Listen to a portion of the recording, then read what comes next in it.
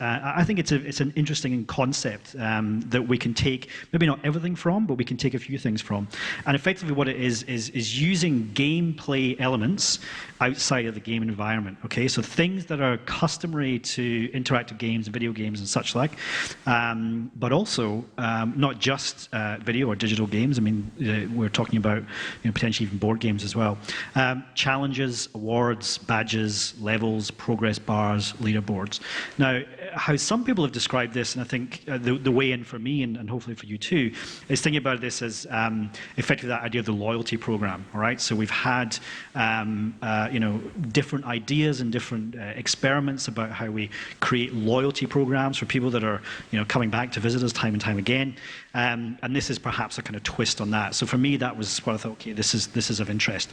So I wanted just to show you a couple of examples of what I mean by this. Foursquare, one of the first sites to implement this, or one of the first apps to really implement this well, uses badges, rewards, and leaderboards. Who uses Foursquare? All right. So basically, the idea behind Foursquare is that wherever I go, I check in. So I check into the State Theatre. In fact, my last check-in there was at the State Theatre Centre, because I screen grabbed this yesterday. And that kind of, alerts everybody who is connected to you as to where you are and what you're doing. So if you say, I'm in town, I'm at this particular coffee stop, and there happens to be somebody nearby, you might just drop in and say hello. It's never happened to me.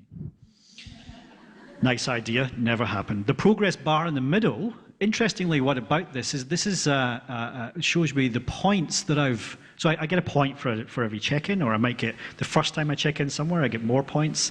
If I check in the most on one particular location, I become the mayor of that location. And if I check into certain types of things, like lots and lots of nightclubs or whatever, I get a badge that says you're out there doing it every night, whatever. So it's about collecting points, it's about collecting mayorships, it's about collecting badges. And there's a lot of people who really love this kind of stuff. Now, interestingly, the check-ins that Facebook now has, so you can check in on Facebook. Foursquare kind of got there first, but Facebook has sort of integrated it with events and so on now. So when you check in, you can not just check into a place, you can check into an event, which is kind of interesting. But here you'll see, what they do is they have a leaderboard as well, where you compete with people who are in your social network. I was going to make some gag about beating Elliot, but Elliot's probably like Foursquare, so yesterday it doesn't really matter anymore.